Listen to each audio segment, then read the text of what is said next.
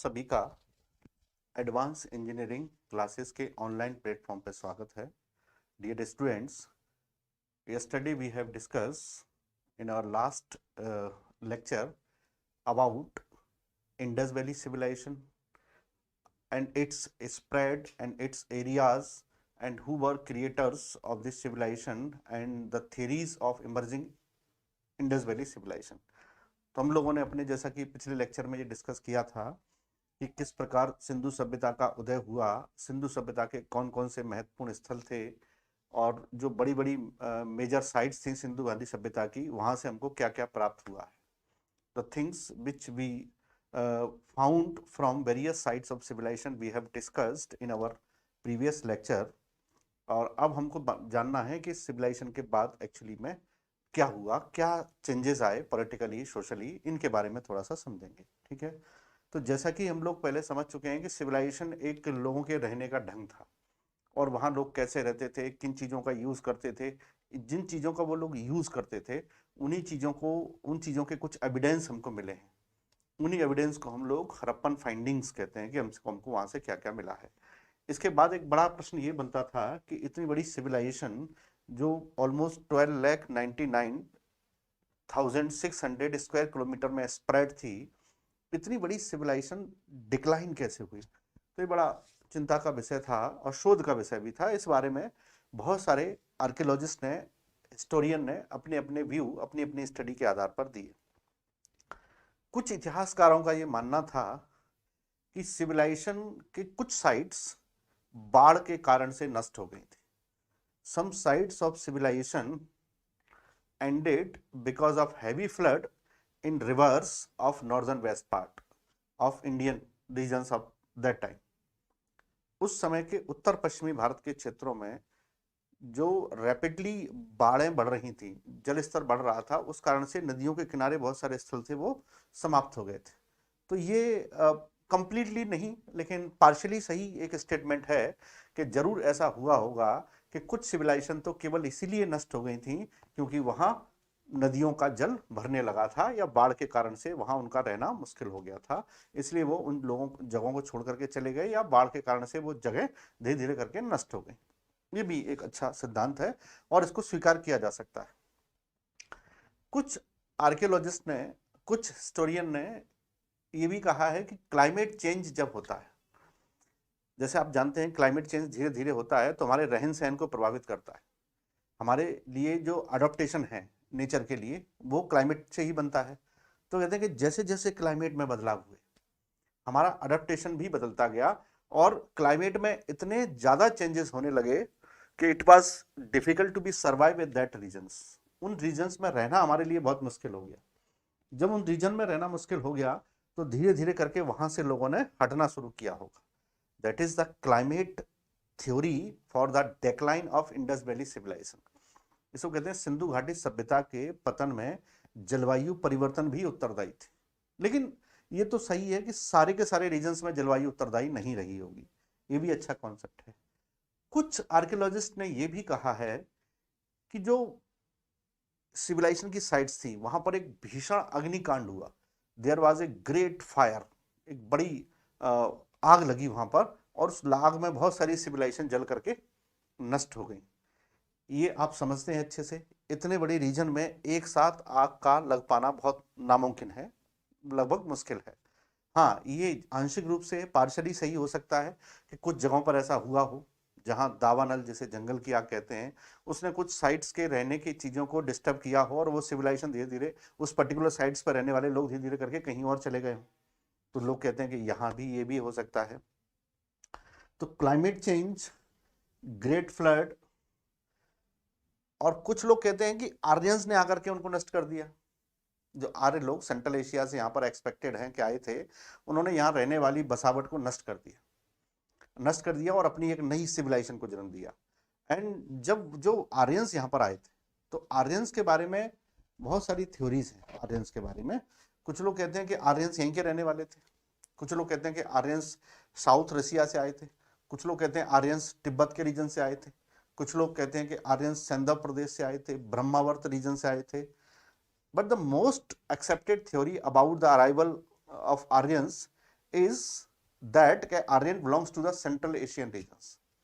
आर्यों का संबंध मध्य एशिया से था, ये सबसे अच्छा और एक्सेप्टेबल थ्योरी है, क्योंकि आर्यों के जो बॉडी फीचर्स थे, उनके जो डीएनए के बारे में जो कयास लगाए गए हैं, वो सेंट्रल एशिया के लोगों से ज्यादा अच्छे से मैच होते हैं। तो ये माना गया कि आर्यों का मूवमेंट सेंट्रल एशिया से यहाँ पर आया था, और सारे आर्य मतलब एक ही ग्रुप में नहीं आए थे, वे बहुत सारे ग्रुप्स में आए थे। हम आगे यहाँ पे समझेंगे क्या क्या हुआ।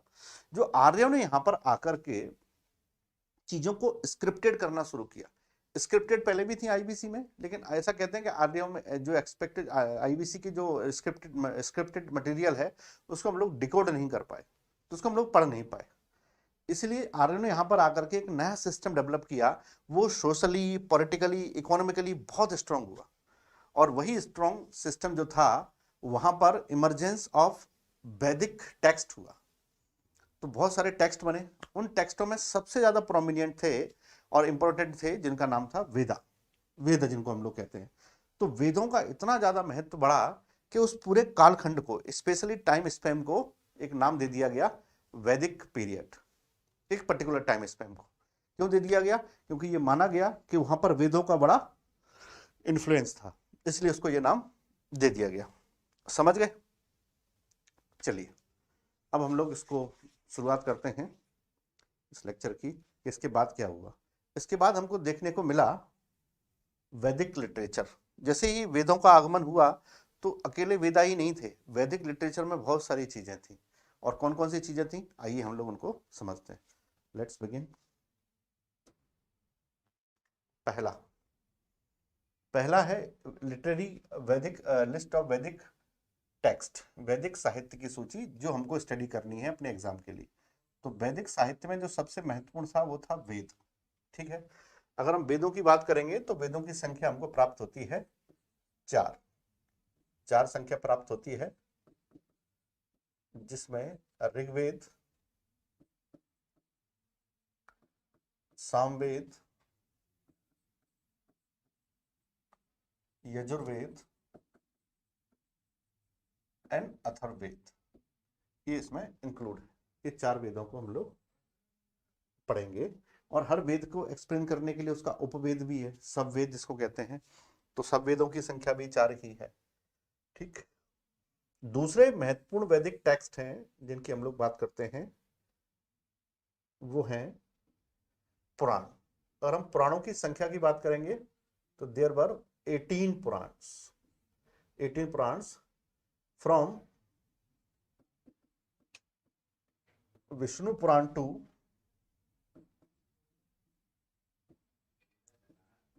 ब्रह्मांड पुराण। विष्णु पुराण से लेकर के ब्रह्मांड पुराण तक 18 पुराण हैं जिनको हम लोग समझेंगे। ठीक है, ये भी वैदिक टेक्स्ट है। अनदर वैदिक टेक्स्ट वर उपनिषद। उपनिषदों की संख्या थी 108। ठीक है, इनको भी हम लोग समझेंगे, इनके फीचर्स को। तो वेद कितने थे? 4, पुराण कितने थे? 18, और उपनिषद कितने थे? 108। ब्राह्मण ग्रंथ की बात करेंगे तो ब्राह्मण ग्रंथों में अलग अलग वेदों को समझाने के लिए बहुत सारे ब्राह्मण ग्रंथ लिखे गए। दो देयर वर सो मेनी ब्राह्मण ग्रंथ, हालांकि वहां पर ब्राह्मण ग्रंथों की संख्या बहुत ज्यादा थी, लेकिन फिर भी ब्राह्मण ग्रंथों की संख्या इतनी होने के बावजूद भी कुछ ही ब्राह्मण ग्रंथ बहुत प्रोमिनेंट थे, जिनका संबंध अलग अलग वेदों से बनाया गया। ठीक है, तो हम देखेंगे कि ऋग्वेद से संबंधित 2 ब्राह्मण ग्रंथ हैं, सामवेद से संबंधित 3 ब्राह्मण ग्रंथ हैं, यजुर्वेद से संबंधित 2 ब्राह्मण ग्रंथ हैं, और अथर्ववेद से संबंधित 1 ब्राह्मण ग्रंथ है। 1 ब्राह्मण ग्रंथ है, तो हमारे पास 6 ब्राह्मण ग्रंथ हमको प्राप्त हो जाते हैं ना। 4 वेद हैं तो लगभग 8 ब्राह्मण ग्रंथ हमको प्राप्त हो जाएंगे, एवरेजन 2-2 ब्राह्मण ग्रंथ सब में है। ठीक है, चलिए, तो ये अलग अलग वेदों में अलग अलग है। ऋग्वेद के लिए 2, सामवेद के लिए 3, यजुर्वेद के लिए 2, और अथर्ववेद के लिए 1। 2, 5, 7, 1, 8, तो टोटल 8 ब्राह्मण ग्रंथ हैं जिनको हमको डिस्कस करना है कि इसमें क्या क्या लिखा हुआ है। अब आते हैं एपिक। एपिक का मतलब होता है महाकाव्य, और महाकाव्य इसको प्रबंध काव्य भी कहते हैं। प्रबंध काव्य, ये हमारे पास 2 ही हैं जिनको हमको डिस्कस करना है, रामायण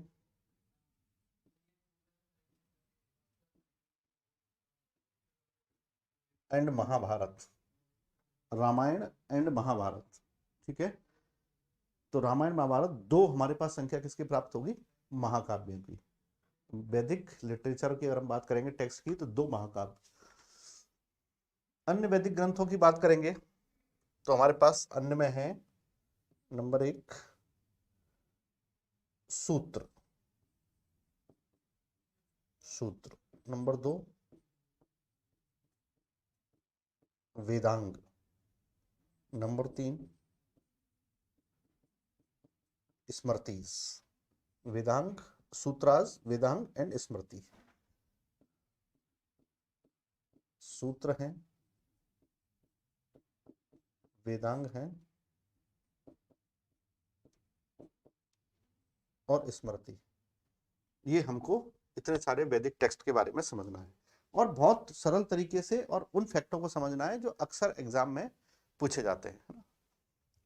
नेक्स्ट, ये समझ में आ गया। वेद 4 हैं, पुराण 18 हैं, उपनिषद 108 हैं, ब्राह्मण ग्रंथ हमारे पास 8 हैं। ब्राह्मण ग्रंथ बहुत सारे हैं, लेकिन जो वेदों से संबंधित हैं,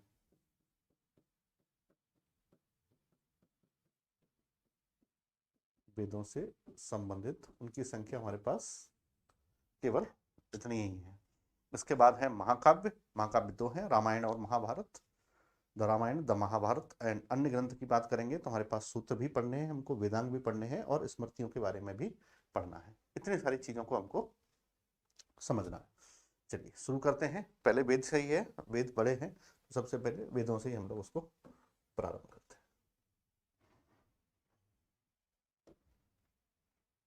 ठीक है, यहाँ पर है हमारे पास वेद क्या है, पहले इसके बारे में थोड़ा समझ लेते हैं। देखिए,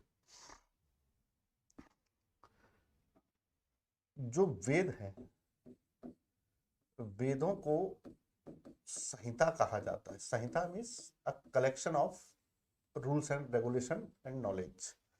तो वेदों को संहिता भी कहा जाता है, इसमें कलेक्शन होता है नॉलेज का। और अगर हम बात करेंगे तो पूरा वैदिक लिटरेचर एक ही था। There was only a single Vedic literature, एक बड़ा वैदिक लिटरेचर हमारे पास था। And that was expected to be studied by every scholar at that time. जो उस समय के जो छात्र पढ़ना चाहते थे, वैदिक ज्ञान लेना चाहते थे, उन सबसे उम्मीद की जाती थी कि वो उस वैदिक लिटरेचर को, वैदिक ज्ञान को पूरा पढ़ें, वैदिक ज्ञान को पूरा पढ़ें। But it was not easy to be mugged by everyone. किसी सभी व्यक्तियों के द्वारा उसको याद रख पाना, स्मरण रख पाना इतना आसान नहीं था। इसीलिए ये बड़ी चिंता का विषय था। It was the matter of worried कि इस वैदिक ज्ञान को कैसे हम पीढ़ी दर पीढ़ी लोगों तक पहुंचाएं। थोड़ा इसका सिंप्लीफिकेशन करना था। इस पूरे वैदिक लिटरेचर का सिंप्लीफिकेशन करने का जो जिम्मेदारी है वो दिया गया एक व्यक्ति पर, जिनका नाम था कृष्ण द्वैपायन। कृष्ण द्वैपायन,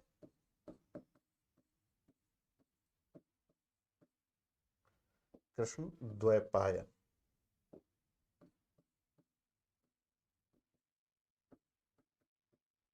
कृष्ण द्वैपायन, इनको ये जिम्मेदारी पूरा दिया गया कि आपको इस पूरे वैदिक नॉलेज को ऐसा करना है ताकि यह आसानी से लोगों को स्मरण रह पाए, इसका सरलीकरण करना है।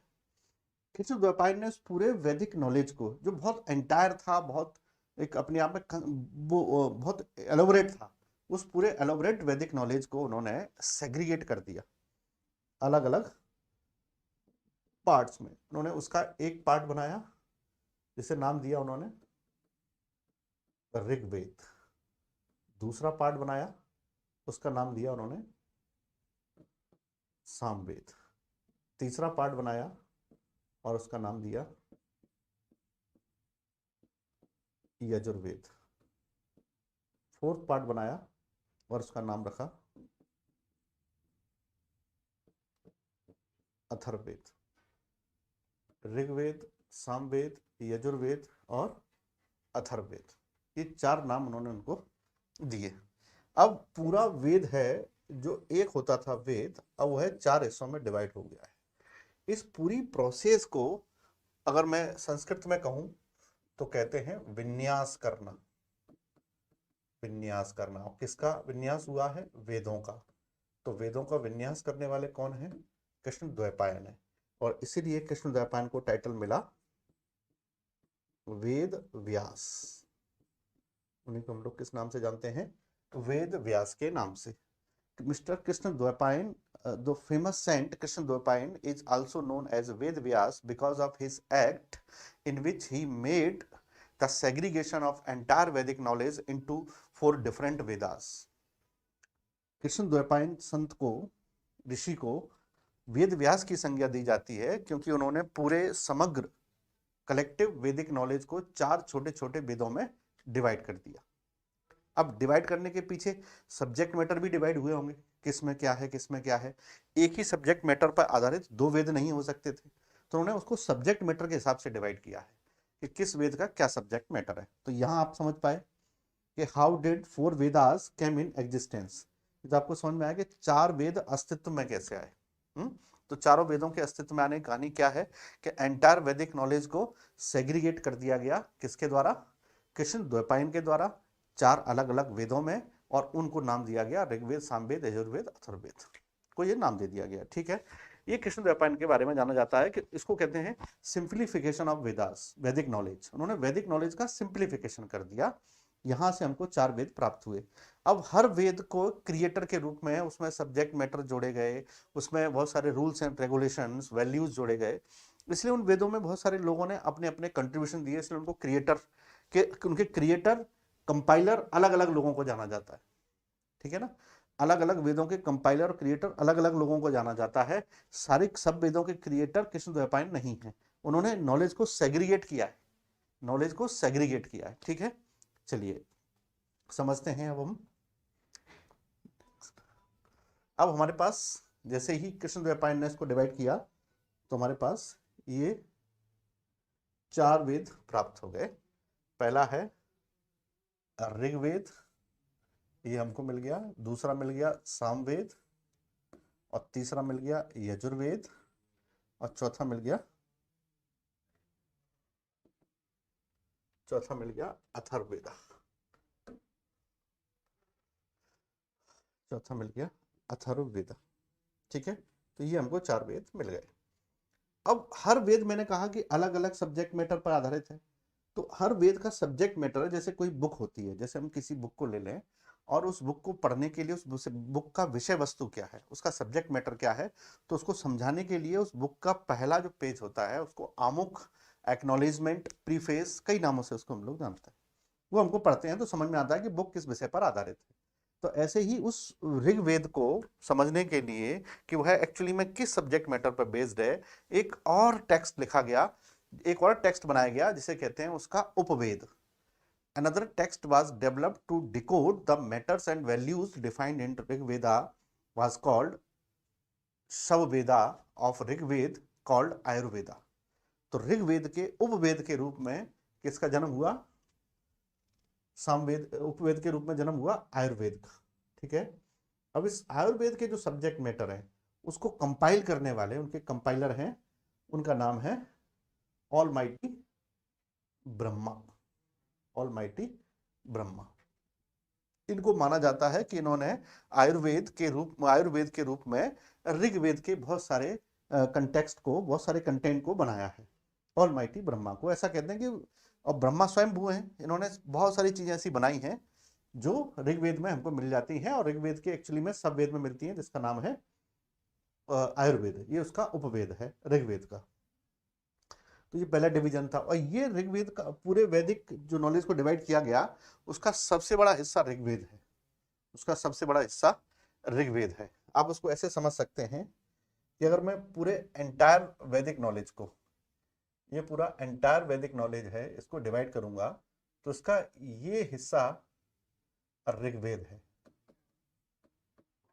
ये हिस्सा ऋग्वेद है, ये हिस्सा इसका सामवेद है, ये हिस्सा उसका यजुर्वेद है, और ये हिस्सा अथर्ववेद है। तो आप देख सकते हैं कि सारे वेद और ऋग्वेद, इनमें कितना डिफरेंस है। ऋग्वेद अपने आप में बहुत बड़ा वेद है, इसलिए इसे वेदों का वेद भी कहते हैं, इसे लोग कहते हैं वेदों का वेद। ठीक है, वेद ऑफ वेदास, ये पहला वेद हो गया। इसके सब्जेक्ट मैटर में क्या है? आयुर्वेद है, ये दिखाया गया है। दूसरा इस वेद है सामवेद।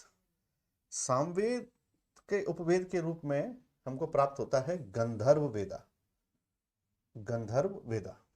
ठीक है, अब गंधर्व किसके गॉड हैं? Gandharva is considered as a god of music. तो गंधर्व को ये माना जाता है कि वे संगीत के देवता हैं। अब गंधर्व is a god of music, it means the all the rules and regulation of Gandharva Veda are prepared by Narad मुनि, उनको नारद मुनि ने बनाया है। ठीक है, तो इसके कंपाइलर या क्रिएटर कौन होते हैं? नारद मुनि होते हैं। किसके? गंधर्व वेद के। यही फैक्ट आपको याद रखना है। ठीक, next one is Yajurveda. Yajurveda is the only Veda which has its two division, Shukla Yajurveda and Krishna Yajurveda, Shukla Yajurveda and Krishna Yajurveda, ये दो हमको इसकी शाखाएं प्राप्त होती हैं, शुक्ल यजुर्वेदा और कृष्ण यजुर्वेदा। ठीक, इसका जो सब वेद है उसका नाम है धनुर्वेदा। धनुर्वेद आप समझते हैं, द आर्ट ऑफ वॉरफेयरशिप, युद्ध की कलाएं, आर्ट ऑफ वॉरफेयरशिप, उसको हम लोग कहते हैं युद्ध की कलाएं। तो आर्ट ऑफ वॉरफेयरशिप की अगर हम बात करते हैं तो इसको क्रिएटर करने वाले कौन हैं? जिन एक ही ऋषि हैं जो लोगों को युद्ध की बहुत ट्रेनिंग देते थे, वॉरफेयरशिप के बारे में बहुत लोगों को प्रोफिशिएंट बनाते थे। उन्हीं ऋषि का नाम है विश्वामित्र ऋषि, है ना, Vishwamitra. I am Vishwamitra was Brahmin by Kshatriya by birth and he became Brahmin by his work. बाद में वो ब्राह्मण बन गए क्षत्रिय में जन्म लेने के बाद भी। इनका एग्जाम्पल है विश्वामित्र का। तो ये है विश्वामित्र। तो विश्वामित्र ने क्या बनाया है? युद्ध की कलाएं। तो ये किस पे आधारित है? ये तो हम ऐसे लिख सकते हैं कि ये जीवन के नियम, मीन्स रूल्स ऑफ लाइफ पर बेस्ड है पूरा का पूरा। नेक्स्ट इज गंधर्व, ये संगीत, म्यूजिक को डेडिकेटेड है पूरा, संगीत की उत्पत्ति यहीं से मानी जाती है। और ये पूरा का पूरा युद्ध को डेडिकेटेड है, वॉर को डेडिकेटेड है। ठीक है, अब बचता है अथर्ववेदा।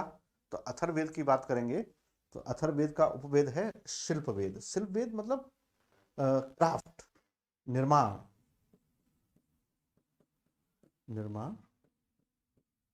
क्राफ्ट। ये जो निर्माण और क्राफ्ट है वो किसका है? आर्किटेक्चर का, बिल्डिंग्स का। और आप जानते हैं निर्माता किसको माना जाता है सृष्टि के, इन भौतिक सृष्टि के निर्माता के रूप में? विश्वकर्मा जी को। तो विश्वकर्मा किसके क्रिएटर हैं? शिल्पवेद के क्रिएटर हैं।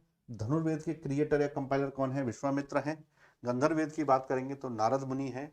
और अगर आयुर्वेद की बात करेंगे तो आदि परमपिता ब्रह्मा है। तो हमको पता होना चाहिए कि who was the division of Vedas and it's सब वेदास एंड इट्स क्रिएटर्स, और उनके क्रिएटर्स को क्या क्या कहा जाता है। यहाँ एक फैक्ट आपको और समझना है कि हर वेद में कुछ ना कुछ मंत्र और ऋचाएं होती हैं। तो अगर हम ऋग्वेद की बात करेंगे तो ऋग्वेद के मंत्रों को जो गाते हैं, ऋग्वेद के मंत्रों को जो गाते हैं उनको कहा जाता है होत्र, HOTRI, उनको होत्र कहा जाता है जो ऋग्वेद के मंत्रों को गाते हैं। सामवेद के मंत्रों को जो गाते हैं उनको उद्गाता कहा जाता है। ये सामवेद के मंत्रों को गाने वाले हैं। यजुर्वेद के जो मंत्रों को गाते हैं उनको अधर्व्यु कहा जाता है। ठीक है, और अथर्ववेद के मंत्रों को गाने वाले ब्राह्मण जन कहलाते हैं, ब्राह्मण जन कहलाते हैं। तो आपको यहां पर ये 4 फैक्ट याद रखने हैं कि ऋग्वेद, उसका उपवेद, उसको क्रिएटर, उसको बनाने वाले, और ऋग्वेद को गाने वाले। ठीक, सामवेद का उपवेद, सामवेद के उपवेद को बनाने वाले और उस सामवेद के मंत्रों को गाने वाले। यजुर्वेद के उपवेद को बनाने वाले और उसके मंत्रों को गाने वाले। अथर्ववेद के मंत्रों को गाने वाले और अथर्ववेद के उपवेद को, इन सब फैक्ट को आपको याद रखना है। यहाँ एक चीज और याद रखनी है कि मैंने यहाँ पर लिखा है आयुर्वेद, तो आयुर्वेद मैंने यहाँ लिखा है कि आयुर्वेद यहाँ पे लिखा हुआ है, लेकिन अगर मैं कहूँ आयुर्विज्ञान, तो आयुर्विज्ञान इसका पार्ट है। आयुर्विज्ञान जो मेडिकल साइंस है वो इसका पार्ट, आयुर्वेद उसका पार्ट है, आयुर्विज्ञान इसका पार्ट है। जीवन रक्षक के रूप में चिकित्सा प्रणाली की अगर मैं बात करूंगा तो हमको ये वाला प्राप्त होगा, ये वाला प्राप्त नहीं होगा। जड़ी बूटियों, लोगों की चिकित्सा इत्यादि के संबंध में विवरण अथर्ववेद में मिलेगा, आयुर्वेद में प्राप्त नहीं होगा। लेकिन प्रश्न आता है परीक्षा में कि ऋग्वेद का उपवेद क्या है, तो आप बताएंगे आयुर्वेद है, ठीक है। और इसका उपवेद क्या है, शिल्प वेद है, बिल्डिंग निर्माण करने के लिए इनको जाना जाता है। समझ पाए? चलिए नेक्स्ट आगे देखते हैं इसके बारे में details.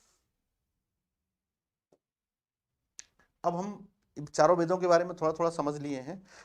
We have discussed a little bit knowledge about all four Vedas and their sub-Vedas, their creators and their reciters of mantras, मंत्रों को जो रिसाइट करते हैं उनके बारे में भी हमने समझा है।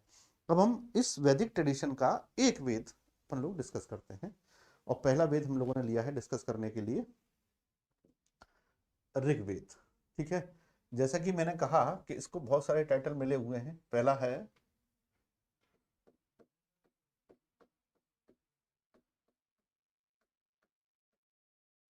वेदों का वेद,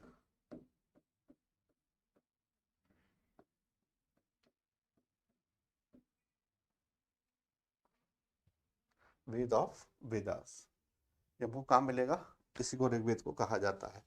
दूसरा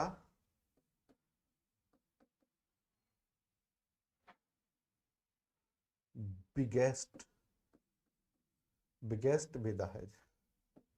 अगर वेदों की बात करेंगे तो ये सबसे बड़ा वेद है, ठीक है, लार्जेस्ट वेद है। एक तो ये उसकी पहचान हो गई, ये आप समझ चुके हैं पहले, इसको बनाने वाले कौन से थे, इसका सबवेद भी हम लोग समझ चुके हैं, तो इसके समवेद की जरूरत नहीं है। अब हम ये देखते हैं कि ऋग्वेद, अगर मैंने किसी से कहा कि मुझे ऋग्वेद पढ़ना है, तो मैंने जिससे पूछा ऋग्वेद पढ़ना है, तो उसने मुझसे कहा देखिए कि ऋग्वेद की बहुत सारी अलग अलग लोगों ने उसका डिस्क्रिप्शन दिया है। तो मैंने कहा, उसने पूछा मुझसे कि कौन सा ऋग्वेद पढ़ना है, तो मैंने कहा क्या है, कौन से वर्जन है। उसने कहा ऋग्वेद का जो डिस्क्रिप्शन है, क्लासिफिकेशन है, वो टू डिवीजन में किया गया। ऋग्वेद का जो क्लासिफिकेशन है वो 2 डिवीजन में किया गया है क्लासिफिकेशन। कैसे कि एक पुस्तक मैंने ऋग्वेद की ली, तो उस पूरी पुस्तक को, ऋग्वेद को अलग अलग अष्टक में डिवाइड किया गया। तो फर्स्ट डिवीजन है जो ऋग्वेद का, उसको कहते हैं अष्टाक्रम डिवीजन। इसका मतलब है कि ये ऋग्वेद का एक वर्जन है जिसे अष्टक्स में डिवाइड किया गया है। और दूसरा पुस्तक मैंने देखी तो उसको डिवाइड किया गया किसमें, मंडल्स में डिवाइड किया गया है। तो ऋग्वेद का जो वर्जन मंडल्स में डिवाइडेड है उसको हम लोग कहते हैं मंडलाक्रम, और ऋग्वेद का वो वर्जन जो डिवाइड है अष्टक में उसको कहते हैं अष्टाक्रम, ठीक है। तो मैं पहले अष्टाक्रम में मैंने देखा कि पूरा ऋग्वेद है, एंटायर ऋग्वेद है, उसको डिवाइड कर दिया गया है 8 अष्टक में। तो उसको 8 अष्टक में उसको डिवाइड कर दिया गया है, अष्टक। तो पूरा ऋग्वेद 8 अष्टक में डिवाइड कर दिया गया, उसके केवल 8 ही अष्टक बनाए गए हैं पूरे ऋग्वेद के। फिर हर अष्टक को डिवाइड किया गया है छोटे छोटे चैप्टर में, जिनको कहा जाता है अध्याय। तो ये अध्याय हमको मिलते हैं कितने, 64, यानी ऐसा मान सकते हैं कि हर अष्टक में 8 अध्याय हैं, तो 8 8 जा 64, ठीक। और फिर उसको डिवाइड कर दिया गया है अलग अलग वर्गों में, तो वर्गों का नंबर है 2006। ये ऋग्वेद का एक डिवीजन है कि ऋग्वेद को कितने अष्टक में डिवाइड किया गया, 8 में। 8 अष्टक को कितने उसमें चैप्टर में डिवाइड किया गया है, 64 में। और उन 64 को कितने वर्गों में डिवाइड किया गया है, तो देयर आर 2006 वर्ग, इतने वर्ग में उसको डिवाइड किया गया है। तो मैंने ऋग्वेद का एक वर्जन देखा, तो ऋग्वेद में मुझे ये जानकारी मिली कि उसका देखने में स्ट्रक्चर कैसा है। Another version of Rigveda is called Mandalakrama. जब मैंने मंडलाक्रम डिवीजन का ऋग्वेद का देखा, तो एंटायर ऋग्वेद है, पूरा ऋग्वेद है, उसको 10 मंडल में डिवाइड कर दिया गया, 10 मंडल में डिवाइड किया गया। ठीक, फिर मैंने देखा कि मंडल्स को भी डिवाइड किया गया है, तो मंडल्स को डिवाइड किया गया है अनुवाक, अनुवाक में डिवाइड किया गया है, एंड जो नंबर ऑफ अनुवाक हैं वो हमको मिलते हैं 85।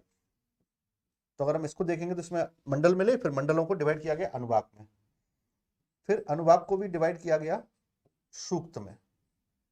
तो सूक्त कितने मिलते हैं 1028, है ना। ऋग्वेद में 1028 सूक्त प्राप्त होते हैं। इसको आप ऐसे समझेंगे 1017 एंड 11, तो बेसिकली 1017 और 11 उसमें बाद में जोड़ दिए गए, तो टोटल होते हैं 1028 सूक्त। और इन सूक्त को डिवाइड किया गया मंत्रों में, तो उनको हम लोगों ने यहाँ लिखा हुआ है मंत्रा। तो ऋग्वेद में कितने मंत्रा मिलेंगे 10,600 मैक्सिमम। हालांकि इसके 3 वर्जन मिलते हैं। पहला वर्जन एक भी मिलता है 10,552, एक वर्जन मिलता है 10,462। तो एक वर्जन, 2 वर्जन और 3 वर्जन, तो मैक्सिमम 10,600 है। और अगर हम इस 10,600 में से कुछ ऐसे मंत्र हैं जो इनकम्प्लीट हैं, उनको हटा देंगे तो हमको मिल जाएंगे 10,462। तो ये इतना महत्वपूर्ण नहीं है, आप मैक्सिमम याद रखिएगा कि ऋग्वेद में मैक्सिमम मंत्रास कितने हैं। तो 10,600 है, समझ पाए। मंडल्स कितने हैं 10, अनुवाक कितने हैं 85, सूक्त कितने हैं 1028, और मंत्रास कितने हैं 10,600। In the same way we have description of mandals, ashtakram. There are 8 astaks, there are 64 chapters, and there are 2006 वर्ग इन मंडल्स ऋग्वेद में। ये समझ पाए। अब फिर मैंने एक व्यक्ति से पता किया कि ऋग्वेद में इतने सारे उसके वर्जन क्यों। उसने कहा कि ऋग्वेद एक्चुअली में द वे ऑफ लाइफ था। तो वे ऑफ लाइफ था, इसको अलग अलग लोगों ने अपने अपने ढंग से उसको एक्सप्लेन किया है। मतलब कहते हैं ना कि एक संस्कृत एडिशन हो गया उसका, एक उर्दू एडिशन हो गया, ऐसे अलग अलग एडिशन उसके बनाए। जितने लोगों ने उसके बारे में समझा, उन्होंने अपने अपने नाम से उसके एडिशन प्रस्तुत किए। अब उन एडिशन को कहते हैं ऋग्वेद की शाखाएं, ऋग्वेद की शाखाएं, ये उसमें कहा गया। ठीक है, तो कैसे समझेंगे कौन कौन से एडिशन है ऋग्वेद के। तो ऋग्वेद का जो सबसे फेमस और पॉपुलर एडिशन है वो है शाकल, SHAKAL, शाकल। ये ऋग्वेद का पहला एडिशन है। दूसरा एडिशन है जिसको कहते हैं वास्कल, वास्कल एडिशन। ठीक है, 2 एडिशन हुए।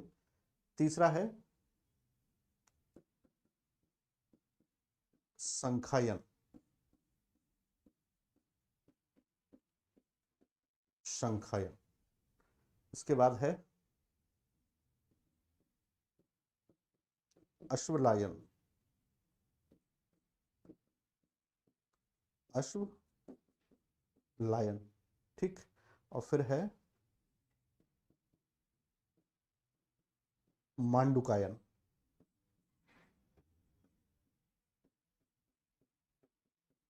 मांडुकायन। 2 3 4 5 ऋग्वेद के 5 टोटल शाखाएं हैं।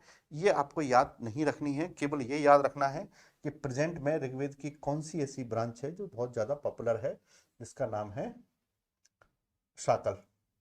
महत्वपूर्ण, यही सबसे महत्वपूर्ण ब्रांच है ऋग्वेद की, जिसे हम लोग आज पढ़ पा रहे हैं, ये अवेलेबल है हमारे लिए। तो आप समझ पाए कि ऋग्वेद के 2 डिवीजन मिले हैं। एक मिला है डिवीजन जिसे कहते हैं अष्टाक्रम डिवीजन, और एक मिला है मंडलाक्रम डिवीजन। ये डिवीजन अलग अलग हैं और इनसे संबंधित परीक्षाओं में पूछे जाने वाले प्रश्न भी लगभग अलग अलग हैं। जैसे मैंने पूछा कि कितने अष्टक्स थे, कितने मंडल्स थे, ये सारी जानकारी हमको ऋग्वेद के इन्हीं क्रमों से प्राप्त हो जाती हैं। समझ गए। तो ये है ऋग्वेद का ये मंडल, जिसको हम लोग इन चीज़ों के बारे में समझ सकते हैं। ठीक, इसको याद रखिएगा, परीक्षा में इससे संबंधित, इसी मैटर से संबंधित बहुत सारे प्रश्न परीक्षाओं में पूछे जाते हैं। क्लियर। नेक्स्ट चले, अब ऋग्वेद का जो सबसे फेमस पढ़ने लायक मंडल है, पढ़ने लायक जो उसका डिवीजन है वो है मंडलाक्रम, सर्वाधिक पढ़ा जाने वाला, यही उसका सबसे बड़ा डिवीजन है, सर्वाधिक रीडेबल, जिसको लोग पढ़ते भी है ना। नेक्स्ट अब देखते हैं ऋग्वेद और ऋग्वेद के मंडल्स।